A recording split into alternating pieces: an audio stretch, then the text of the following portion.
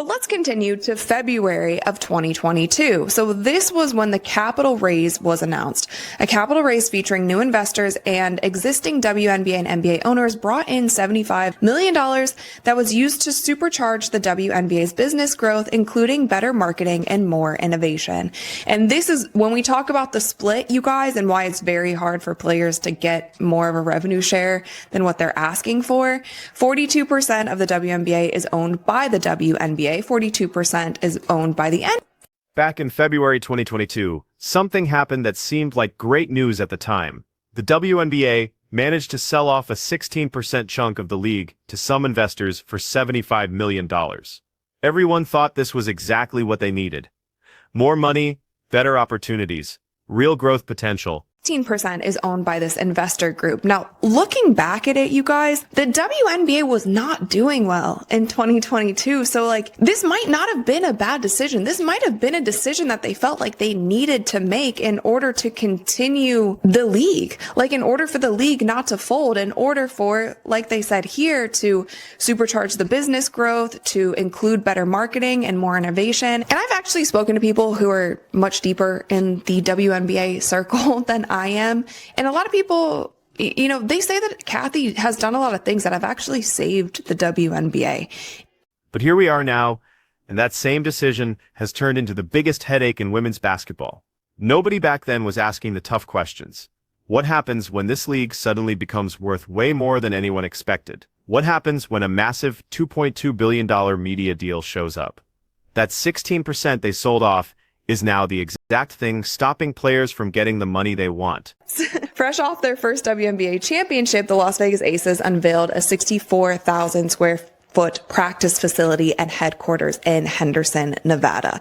That's actually crazy if they were the first ones to kickstart this facilities in just 2023. And that's what I'm trying to paint this picture, you guys. The league has come so far since 2020. Since 2020, that they said it themselves, it was a groundbreaking CBA. They were still in the trenches. I'm sorry. A groundbreaking CBA. They were still in the trenches. They didn't really have practice facilities. They were sometimes practicing at a 24-hour fit. Here's how messy the numbers really are. The WNBA itself only owns 42% of the league. The NBA controls another 42%. Those outside investors hold that remaining 16%. So when players start demanding a 50-50 revenue split like their male counterparts have, they're not just dealing with league executives, they're up against outside money people who couldn't care less about what athletes think they deserve. This ownership mess is the elephant in the room that nobody wants to address properly. Sure, people love to point fingers at Kathy Engelbert, but she inherited a league that was bleeding money year after year. Remember that 2020 bubble season? It showed everyone just how underfunded everything really was. Players stuck in mediocre hotels, complaining about terrible food, while NBA guys got the full royal treatment at Disney. The optics looked awful, but the financial reality was even worse. There simply wasn't enough money to do any better. That much bigger and that much brighter on the WNBA. And I'm really glad that she mentions it here. It's just Caitlin Clark. It's always been just Caitlin Clark. Yes, there are other great young players who have come into this league, but it has truly been the Caitlin Clark effect. Even if you look at the viewership for Iowa this year, the viewership for Iowa in the past couple years, even after Caitlin Clark departed, there are still people that are tuned into Iowa when Iowa was never at the top of the viewership numbers. It's because of Caitlin Clark. When she came into the league, the Indiana Fever were third last. Then we got hit with the prioritization rule in January 2020. This was part of that big collective bargaining agreement that had everyone celebrating back then. The concept seemed straightforward enough. If you're going to play in the WNBA, then the WNBA gets priority. No more skipping training camp because your overseas team made it to the playoffs. No more picking some Spanish league over your home team because they offered better money. Players went along with this because the alternative was completely unacceptable. Rookie contracts were paying out a measly $70,000 per year. Diana Taurasi had literally taken $1 million deal from a Russian team just to skip an entire WNBA season. That's how broken the economics were at the time. International teams could easily outbid the league for its own star players. The prioritization rule was supposed to be a temporary fix, though. Just something to hold things together until WNBA salaries could catch up to reality. 5 years later, salaries have barely managed to double. And now we've got new leagues like Unrivaled offering $100,000 for just 8 weeks of work. Players are starting to wonder why they're prioritizing a league that still can't pay them what they're actually worth. Force of the sport's rise in popularity, other college stars such as fellow 2024 draftee Angel Reese and more recently 2025 #1 pick Paige Beckers also brought significant followings to the WNBA. And I will agree, they brought significant followings, but some of those followings haven't translated to viewership and attendance. And we've kind of also seen that in Unrivaled. And I'm not saying that all of the viewership woes in Unrivaled are because people aren't following Paige Beckers. Like, I don't think the product is that great either. But we've even seen when Caitlin Clark goes golfing, that's higher viewership than Unrivaled. Everything shifted in April 2024. Caitlin Clark gets drafted, and the WNBA doesn't just grow anymore. It absolutely explodes. Attendance records get completely destroyed. Viewership numbers that nobody had seen in 25 years suddenly became normal. The Indiana Fever went from being third to last in attendance to #1. Not gradually over a season, literally overnight. This is exactly when the players' frustration starts making real sense. They opted out of their CBA in October 2024 because they could see what was coming down the pipeline. The media rights deal was about to drop. $200 million per year for 11 years straight. They realized if they didn't make their move right then, they'd end up locked into another contract that paid them pennies compared to what the league was actually generating. And then it went straight up when Caitlin Clark got into the league. And it's like, I'm tired of talking about this. You guys have heard it from me so many times. We should be able to stop talking about this. But when there's still people who just deny reality, it is kind of strange. So in July 2024, the WNBA secures monumental media deal. The WNBA agreed to an 11-year media rights deal valued at $2.2 billion or $200 million per year with Disney, Amazon Prime, and NBC Universal. Then in October 2024, players opt out of previous CBA. January 2025, Unrivaled launches, and we talked about Unrivaled more yesterday. The pay us what you... The harsh reality that nobody wants to face, though, that $2.2 billion media deal isn't pure profit sitting in a bank account. That's revenue, and the league still has enormous expenses eating into it. Charter flights for every single team, which didn't even exist 2 years ago. Brand new practice facilities going up all across the league. The Aces got themselves a massive 64,000 square foot headquarters in 2023. The Fever are building a $100 million facility. The Wings were supposed to break ground on theirs, but just pushed it back to all of this costs serious money. Real money that has to get paid before players see any of their cut. This is where the negotiation hits a brick wall. Players want 50% of revenue. Owners are offering something closer to 30%. The gap isn't just about anyone being greedy. It's about completely different ideas of what's actually sustainable long-term. Forth. And this was crazy, you guys. And we covered it. We were covering it daily because this was right before the WNBA finals. And if you remember, Nafisa Collier also got injured by Alyssa Thomas, and the Minnesota Lynx did not end up going to the finals. And I do always wonder, like, if they would have gone to the finals, I don't think Nafisa would have done this thing with Kathy. Like, I think she would have waited until after the WNBA finals, but it definitely took the spotlight off of the finals, which the finals were also trash. Like, the Aces swept Phoenix. There were more injuries, like Satu Sabally had that really scary concussion. February 2025 brought us the All-Star Game situation. Players showed up wearing shirts that said, "Pay us what you owe us," during warm-ups. The message couldn't have been clearer. The execution was pretty questionable, though. After making that big statement, they went out and delivered one of the most boring All-Star games in recent memory. Low energy, no dunks, barely any defense happening. Fans paid good money to see the best players in the world compete, and instead got what looked like a casual scrimmage. Compare that to the 2024 All-Star Game, which was actually competitive and fun to watch.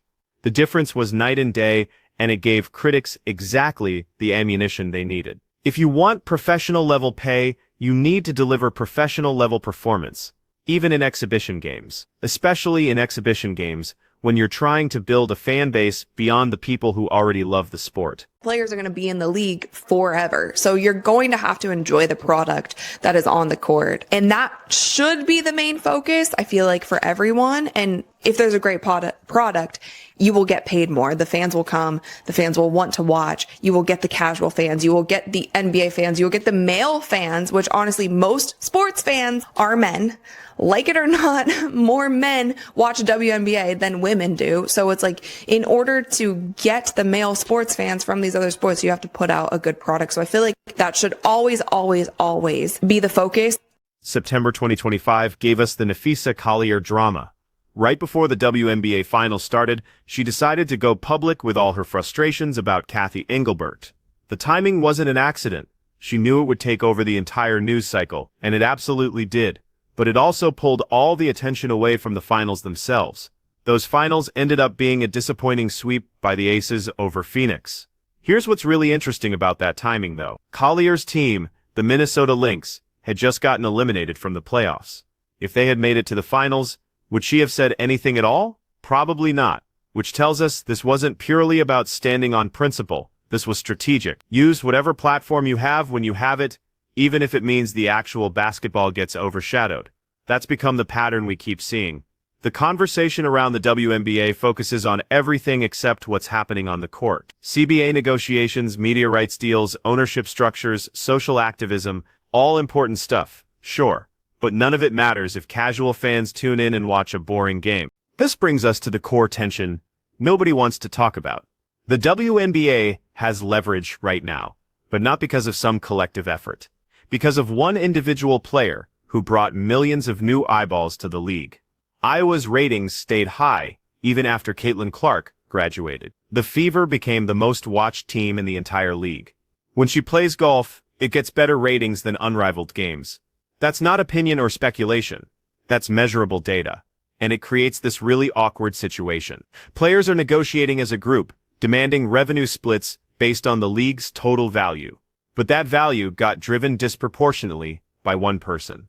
Angel Reese joined a Chicago Sky team that was already top 3 in attendance and watched it drop to bottom 5. Paige Bueckers has a huge social media following, but it hasn't translated to unrivaled viewership the way everyone expected. The rising tide didn't lift every boat equally. It lifted Caitlin Clark's boat sky high, and everyone else is trying to stay in her wake. So here's where we actually stand right now. 3 months after Collier's public exit interview, absolutely nothing has changed at the league level. The WNBA and the Players Union are still grinding through CBA negotiations. Still completely stuck. Still fighting over the exact same fundamental questions. Can the league actually afford a 50-50 revenue split when 16% of the league belongs to outside investors who will never agree to it? Can players realistically demand NBA-level salaries when the product still isn't consistently delivering NBA-level entertainment? Can the league sustain charter flights and $100 million facilities while also doubling player salaries? These aren't just talking points. They're the actual math problems both sides are trying to solve. What makes this even more complicated is timing. Players have more leverage than they've ever had before, but that leverage comes with an expiration date. Caitlin Clark's rookie contract runs 4 years. If the league doesn't capitalize on this exact moment, if they don't lock in sustainable economics while the spotlight is at its brightest, they might not get another opportunity like this for a decade. That's the real pressure crushing both sides right now. Players understand this is their best shot at getting paid what they think they deserve. Owners know this is their best chance to build a foundation that survives beyond one transcendent player. Just look at what happened in 2020. The CBA they signed back then was called groundbreaking at the time. Players were celebrating it everywhere. 6 years later, they're staring at $70,000 rookie contracts and wondering what they were thinking. The lesson couldn't be clearer. Whatever deal gets signed now will define this league for the next decade minimum. Get it wrong, and you're stuck with the consequences. People keep bringing up overseas leagues, but that comparison is misleading. Sure, Diana Taurasi made $1 million in Russia, but she was literally the only player on that entire team making that kind of money. The middle and bottom tier players were making less than they would have in the double. Same thing happens in EuroLeague now. A few stars get paid extremely well. Everyone else fights for scraps. Some people are suggesting the WNBA should adopt that model. Let teams spend whatever they want. Let rich owners throw money around. Create a system where the best players get paid like actual superstars, even if it means other players get left behind. But that completely destroys parity. Parity is the only reason the WNBA has stayed competitive all these years. In a league where any team can beat any other team on any given night, fans stay engaged for the entire season. Lose that balance, and you end up with the same 3 teams competing for championships every year, while everyone else just plays out the string. The charter flight situation from 2022 is actually a perfect example of how this evolution works. The Liberty got fined $5,000 for chartering flights and taking some unsanctioned team trip to Napa. Back then it was considered a violation of competitive balance. Now every single team charters. The league figured out that player health and performance matter more than strict equality of resources. That same evolution needs to happen with salaries. But it's incredibly tricky. The moment you allow teams to spend freely, you create dynasties.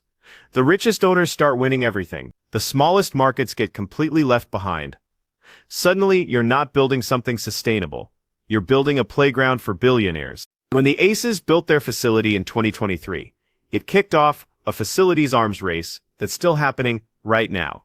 Teams realized they needed to invest in infrastructure if they wanted to compete for top players. But not every market can afford a 64,000 square foot headquarters. Not every owner has the resources to build a $100 million practice facility. So what happens to those teams? Do they just accept being farm systems for the big markets? Do they fold? Do they relocate? These are the questions expansion is supposed to answer. But expansion also spreads the talent thinner. You're adding teams in markets that might not be ready, spreading players across more teams, hoping the rising tide lifts those boats too. Maybe it does work out. Maybe the Caitlin Clark effect is powerful enough to sustain 16 teams, then 18, then more. Maybe the media rights deal is just the beginning, and the next one will be even bigger. Maybe in 5 years we're looking back at this negotiation and laughing at how small $200 million per year seemed. Or maybe this is the peak. Maybe the league is experiencing a bubble driven by one generational talent, and when she retires or loses a step, the viewership crashes back down. Maybe the investment in facilities and charter flights becomes unsustainable and teams start cutting costs again. That's the risk both sides are weighing right now. Players want to maximize their earnings while the leverage is high. Owners want to protect themselves against a future where the money dries up. Both positions make complete sense. Both positions are self-interested, and that's exactly why they're stuck. The bubble season in 2020 feels like ancient history now. But it's only been 5 years. Players were staying in mediocre hotels, eating subpar food, playing in empty gyms with piped-in crowd noise. The contrast to the NBA bubble was genuinely embarrassing. Kathy Engelbert took all the blame for that situation. But here's the thing. The WNBA didn't have the money to do better. The league had been subsidized by the NBA for decades. The capital raise in 2022 was an attempt to break that dependency, to bring in outside investment and build something self-sustaining. Did it work? Partially. The league got the resources to improve conditions significantly, but it also gave up equity that now complicates revenue sharing. Was it worth it? We won't know for another 5 years at least. What we do know is that players are running out of patience. They see the media rights deal. They see the sold-out arenas. They see Caitlin Clark's jersey outselling everyone in the NBA except LeBron James. And they're asking where their cut is. The answer is complicated. The money is real, but so are the expenses. The leverage is real, but so is the risk. The future looks bright, but it's not guaranteed. So where does this actually end? Most likely, somewhere in the middle. Players won't get their 50-50 split, but they'll get more than 30%. Owners won't maintain complete control, but they'll protect themselves against worst-case scenarios. The CBA will get signed eventually. Everyone will claim victory. And in 6 years, we'll be right back here having the exact same argument, unless something fundamental changes, unless the league finds a way to generate revenue that doesn't depend on one player, unless the product on the court becomes consistently excellent, not just occasionally exciting, unless the fan base grows beyond the diehards and the Caitlin Clark fans and becomes something truly sustainable. That's the real question here, Not whether players deserve more money. They do. Not whether owners are being greedy. Some are, some aren't. The real question is whether the WNBA can build something that lasts. Something that survives the retirement of its biggest star. Something that justifies all the investment everyone's making right now. Because if they get this wrong, if they sign a CBA that looks great today but falls apart in 3 years, the consequences won't just be financial, they'll be existential. The league has real momentum right now. Squander it, and you might not get it back.